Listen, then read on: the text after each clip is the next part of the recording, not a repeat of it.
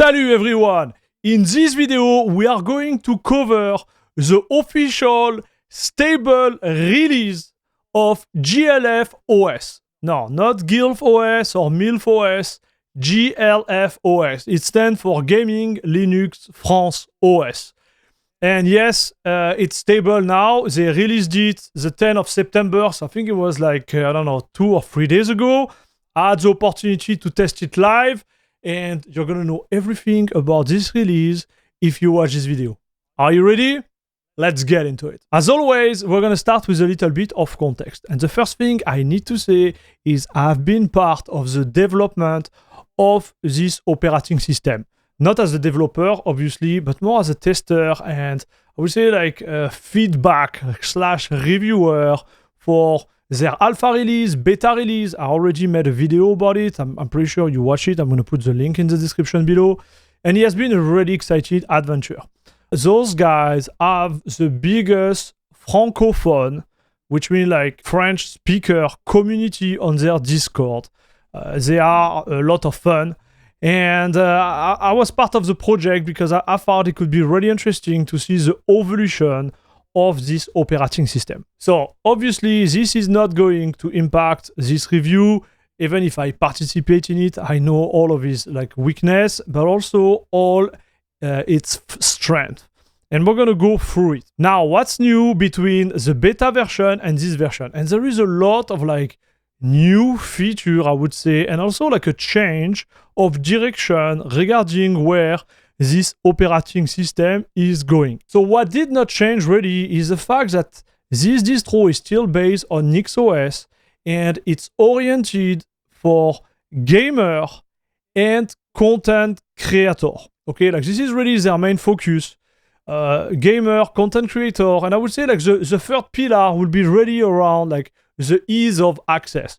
If you look at it, this will be the perfect timing for the user of Windows 10 if they don't want to go to Windows 11 to try the adventure on a distro which provide, I would say, like a gaming and content creation like experience out of the box. Like you literally have nothing to do on this distro. This is really their goal.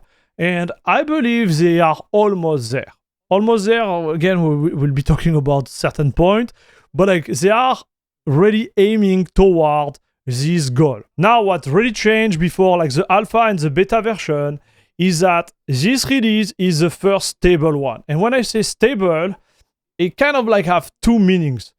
This is out of like beta and alpha version now, but it's also stable because the team of GLFOS decided to really more focus on a stable packaging versus the rolling one. I don't know if you remember, but we had like 2 approach and 2 ISO when I did the test earlier. For the beta, we had the rolling and the stable version.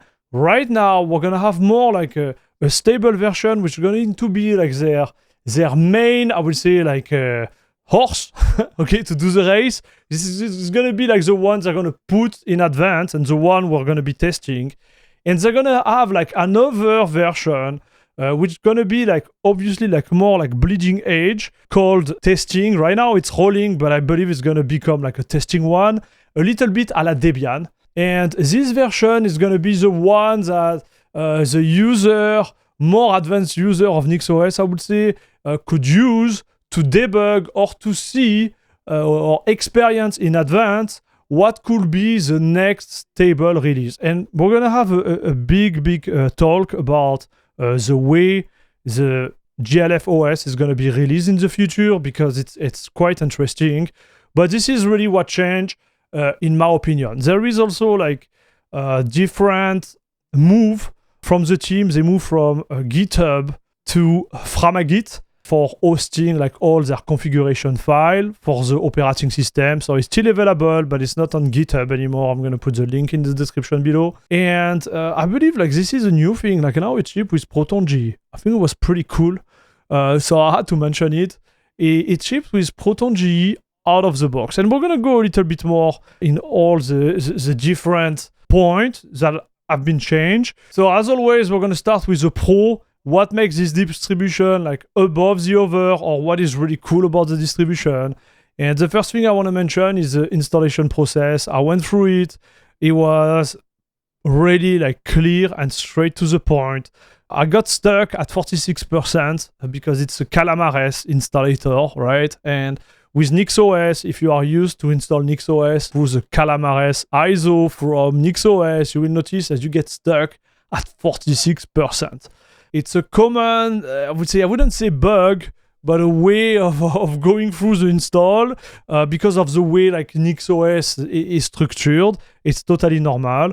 However, because I choose to install like the full package Content Creator plus Gaming Edition, it took me like more than 30 minutes to install it on my machine. Now we're gonna talk about this in the cons, but yeah, it was a pretty long install to say the least. Now in terms of edition, I believe this is one of the best features of the distro. So you have like the stable release. So this stable release, we're going to be focusing on that because the rolling/testing is not really like the scope of this video, and it's not something I want to cover. Within this stable ISO you're going to download, you can choose 4 different install. You will have like the minimalistic install, which is really like the base install with LibreOffice and Firefox. You're going to have a NixOS totally configured. So this edition will be more toward like people who have, for example, like a small laptop and doesn't want to have a headache of installing like many packages on it. Or NixOS, the beginner who want to start with something minimalistic and build on top of it. Just idea out there. Personally, I will use it with my ThinkPad to have like the minimum install there and just do like my basic like office stuff. You have a second edition which is oriented toward like gamers. So this one will have like many more applications dedicated to gaming. So I won't name all of them. You're going to go on their website and see everything. But the idea is that you're going to have Steam, ProtonG, all the launcher, up to date, install right off the bat. That will be like the main focus. You have a gaming distro like ready to go to launch your game and have fun. The third edition will be the gaming edition plus all the free application regarding content creation. I'm thinking about Kdenlive, GIMP, Audacity. I'm certainly like forgetting some, but like a lot of application for content creation plus DaVinci Resolve free. So obviously it's not free as a GPL free type of application, but this is a free to use DaVinci Resolve already like packaged without this edition of GLFOS, which I believe is pretty cool. And the last edition will be like the gaming content creation, but instead of having DaVinci Resolve free, you get DaVinci Resolve Studio with the distro. And this, in my opinion, is really nice because you have like this type of Linux distro with DaVinci Resolve installed out of the back, totally configured. So I know for some of you guys, installing DaVinci Resolve is pretty easy on Linux, but some other users are really struggling, and giving this opportunity to a newcomer from Windows to switch to Linux without having to deal with all the headache regarding DaVinci Resolve is a big win in my book. After the installation, you're going to discover their new welcome screen, which kind of like push you through the experience itself, give you all the different links to the wiki, the news, etc., etc. So that's a nice little feature. When it comes to the application which are provided within the distro itself and what values they really bring, I need to share like those 2 big applications which are, in my opinion, like one of the best out there. You have first the GLFOS mounting drive. So if you are new and you don't know how to mount drives, they created a little GUI, give you the opportunity to mount your partition really easily. And when you mount them, you also have the option to save it like that. When you reboot, it's going to be mounting automatically. So this was really a delight to use, really straight to the point. They also have like this application which gives you the opportunity to switch between desktop environment. So the distro itself proposes like GNOME and KDE, nothing else. But let's say you install with KDE and you want to switch to GNOME, it's possible. I did it during the last live stream. It worked perfectly. I need to say that GNOME was underperforming versus KDE on my machine, but the switch itself was working very well. And when you switch, you can also switch between edition, right? So let's say you are on the minimalistic, you switch toward the DaVinci Resolve Studio Edition, you can also do that. All the switch are totally independent. You launch the application, you choose what you want to switch to. For the D and the edition, you reboot and boom, you are good to go. I was mentioning GNOME. One of the new features they provide is that with their GNOME version, you have VRR already activated by default. You have nothing to do. It's on by default, which was a nice little feature for the GNOME user.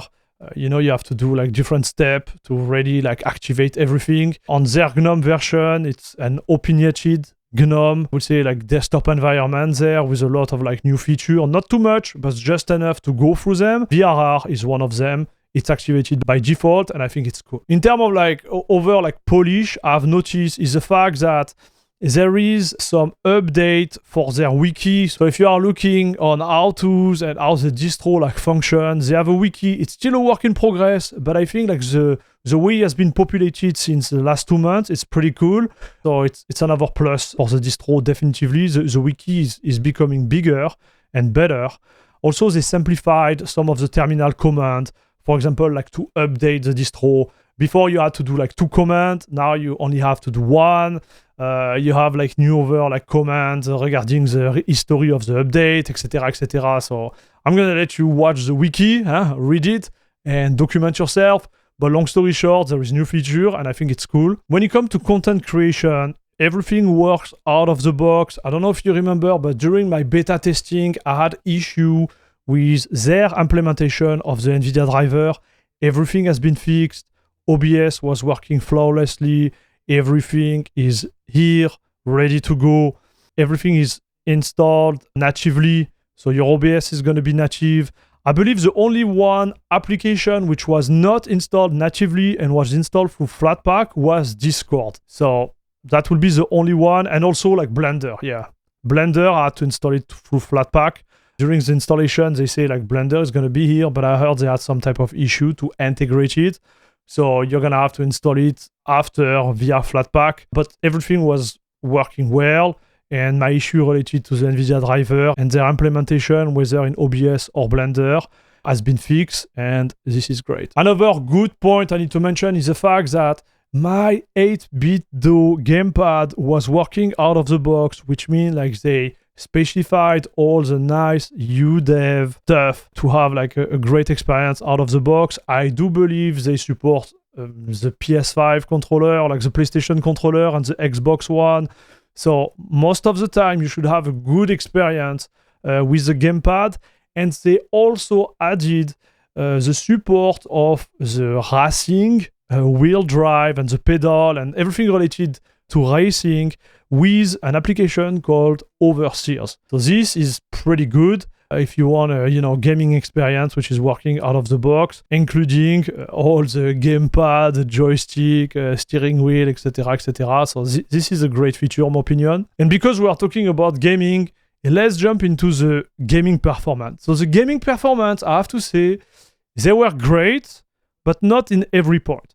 They use, and we'll talk about that in the cons, but because they really focus on the stable version and ditch more or less like the rolling aspect of the distribution, you won't have the latest kernel. In my opinion, this is not a big negative because you're going to start on a LTS kernel. So I will put that even on the positive. It's not the latest one. Okay, might have some issue regarding like latest like hardware, but I believe they do apply all the patch to make the gaming experience really responsive. I did my little test, and in my opinion, it was really good.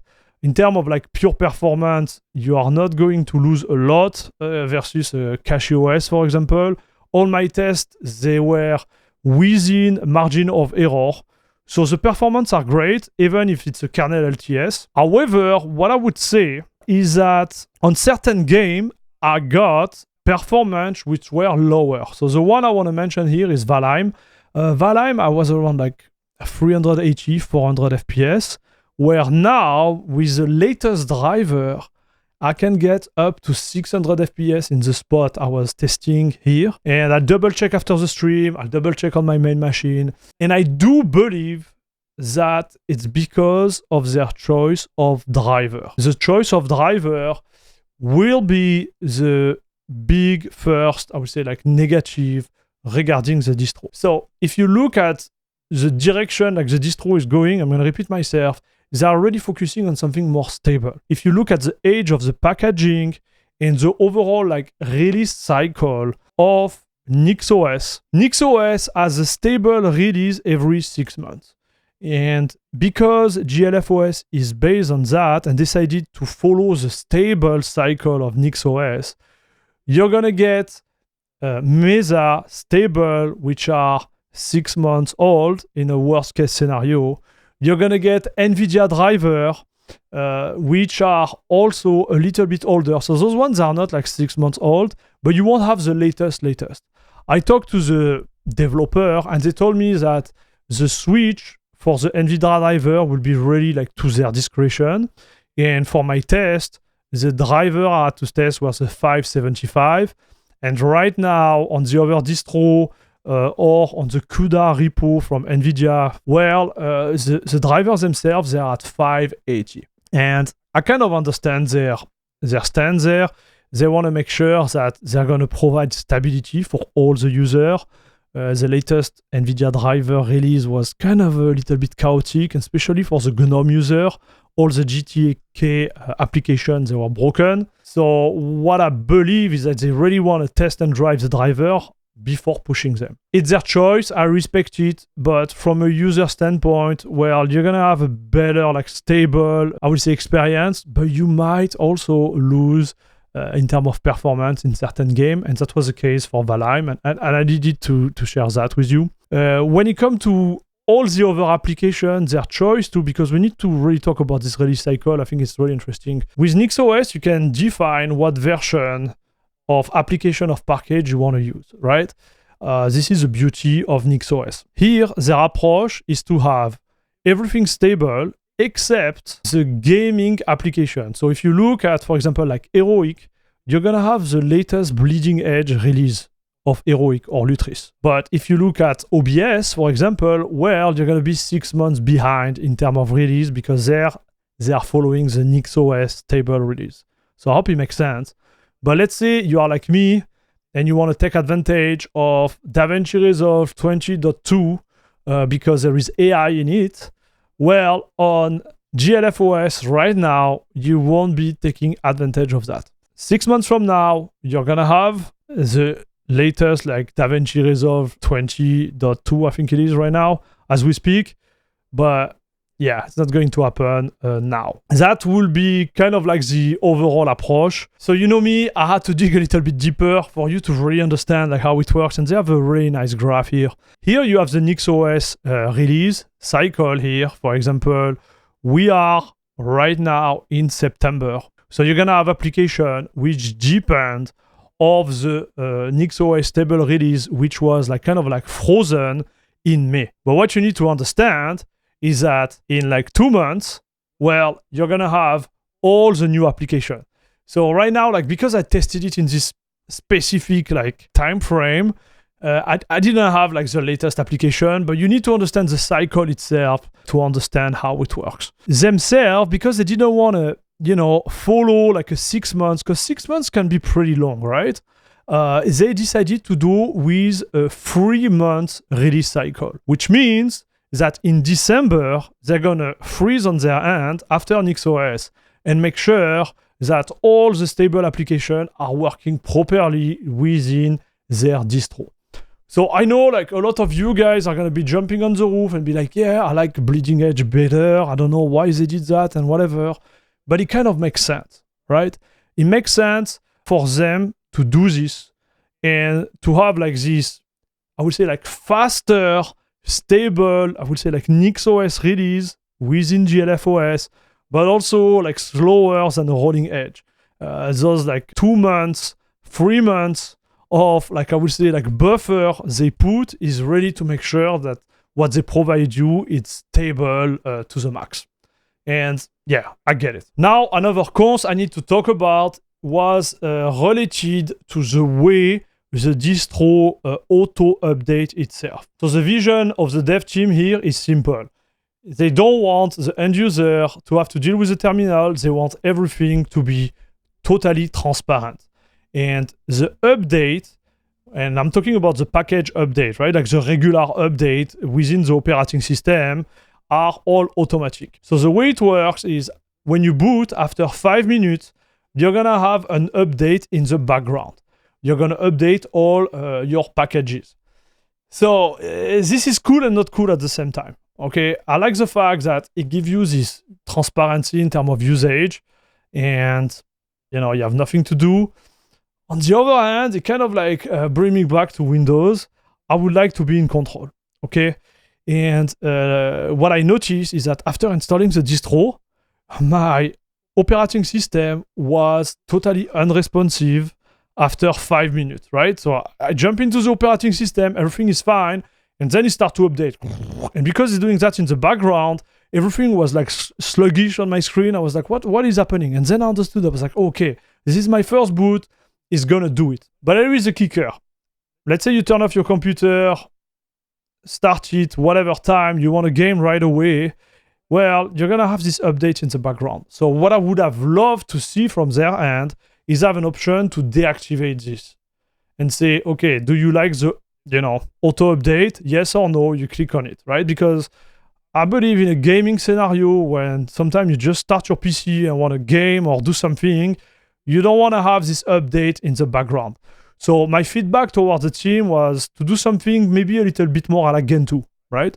So you would start, you wouldn't have any update. You will do your stuff. And when you turn off your PC or when you do it manually, you do a manual update through the terminal or whatever GUI they want to set up there, then it updates. And like that, it doesn't have any, like, I would say, like interference with your desktop, I would say, experience.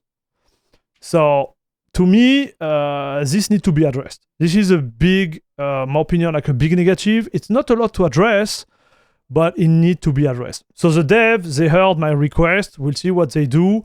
But if you install it and after like the next 5 minutes, everything starts to fall into pieces, you will understand why. Now, the third point I need to mention is related to the drawback of the different edition you install on your machine. So let me explain super quick. It took me more than 30 minutes to install the DaVinci Resolve free edition on my machine.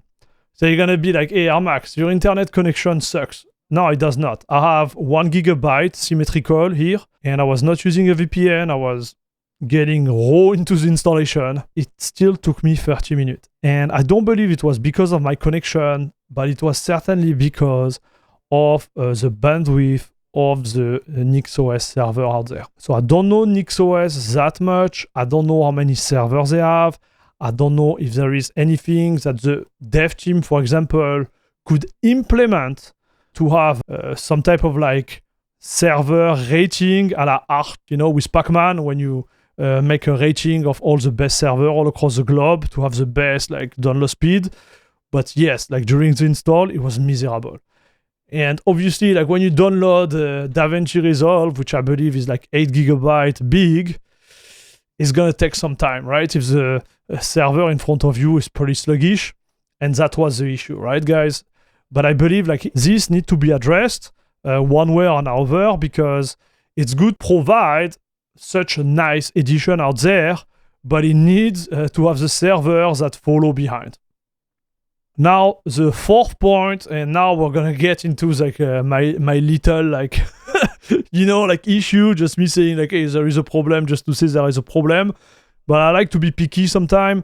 This distribution is really like focused on the francophone, and they made the effort of translating a lot of their content in English, but English user out there, it's not there. Okay, yet. I would say they are like 75-80% of having everything translated into English, but not 100%. So from time to time, you're going to see some weird translation or some words which are still in French. So yes, this is something to take in consideration and maybe help them if you want to see this project grow, whether you are French or not. It will be really nice for them to advance this part because English is a must. Look at me. Obviously, I'm living in the English part of Canada, but I could be still speaking French. But I understood that most of the international user out there, use English, and I hope they will understand that too. Even if French is a beautiful language, English, in my opinion, is the way to go when it comes to tech in general. And the last cons, and this is going to be really related to me, but it could impact you. I had a lot of issue with my sound card. I have a professional sound card, you see, for my mic, for my setup here, for transferring the sound to my recording PC. I use a USB mixer Behringer XR18, I think this is the technical name, but it is a USB sound card at the end of the day. And there is some type of issue with the distro with the USB sound card right now. So it will be working perfectly good. And after, like, depending on whatever you are doing with it, you will have like a big USB disconnection every like 30, 45 minutes. It depends on the usage of the sound card itself. But yeah, you will have like a moment where you have no sound anymore. If you don't use any of this hardware, you won't be impacted at all. But I'm thinking about all the content creators out there. Like when I look at this distro, I'm like, wow, this is a godsend for the content creator. Because having DaVinci Resolve installed, having everything ready to go for creating content on a distro is pretty neat, right? But most of the content creators out there, they use mic like that, right? With a special USB interface to record. Those XLR mics, they don't plug like directly into the PC, right? And this could be an issue. Could be a use issue, and they are working on it to fix it. But so far, no fix. And I need to share it with you guys because it has been going on for more than 3 months now. And I really hope they're going to be able to find what is the cause of this problem. All right. This was the review of GLFOS first stable release Omnislash on the channel. So that was pretty fun. Like I have to say, like this adventure was awesome. You know, I've participated into the development, obviously, like at my level, like trying to give the most feedback to the team. But I do believe like this distro, if one of the best immutable distro out there, like there is no question about it. It is like finally reaching a point where I can say that Bazzite as an equivalent when it comes to, you know, like immutable distro for gamer and content creator. So you're gonna be telling me, yes, but Ermac, this is pretty new. They have a lot of work to do to arrive at a level of a Bazzite. Yes and no. Yes and no, because I do believe like the NixOS base is really strong. And through like the community, the different feedback you're going to give to them, they're going to be able to build more and more. I really like their vision.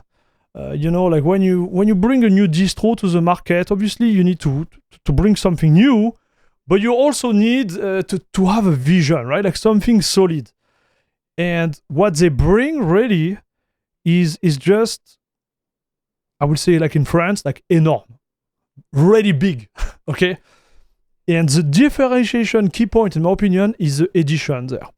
I really love the way they kind of like package all the edition and also like the 2D, KDE or GNOME within one ISO, right? You download this ISO. You come from Windows, right? You have nothing to do. You choose what you're going to do with your PC. Just, you know, main office, you go with the mini edition. Gaming, you just go with the gaming edition. Content creator, no problem. DaVinci Resolve or DaVinci Resolve Studio edition, and you are good to go, right? they still have like work to do. Again, like the situation regarding the server, the situation regarding the update, which in my opinion like pretty big. The situation regarding like the different like USB sound interface, that could be a big no-go. But I think this is gonna be ironed out in the next 3 months. Like I'm saying 3 months, but it could be done in like 2 weeks. We don't know, right? It's not that big of a deal. Okay, it's not like impossible like challenges. It's not that big. They just need to think about it. Obviously, like I'm not the one taking the decisions there. I'm just giving my feedback. But imagine if you put that out of the way, right? You have an ISO which can provide a content creation operating system ready to go. Out of the box, nothing to do. Like to me, this is just insane. Like to me, this will be the one to go. So obviously you have the gaming experience too. This one, I would say it's great if you are in a stable environment. You really want a PC that just works out of the box. In terms of performance, it's fine too. I will put it in my top 4 distro for gaming performance.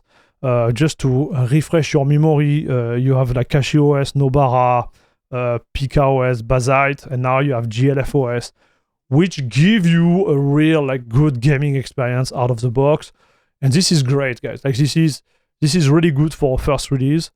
I also believe that the little GUIs they provide, they are just where you want it to be, right? Like they are not too complicated, but they are like complicated enough for you to test different desktop environment, different edition, and switch from one desktop environment and another one, right? Like GNOME or KDE, one click, one reboot, and you have a different experience.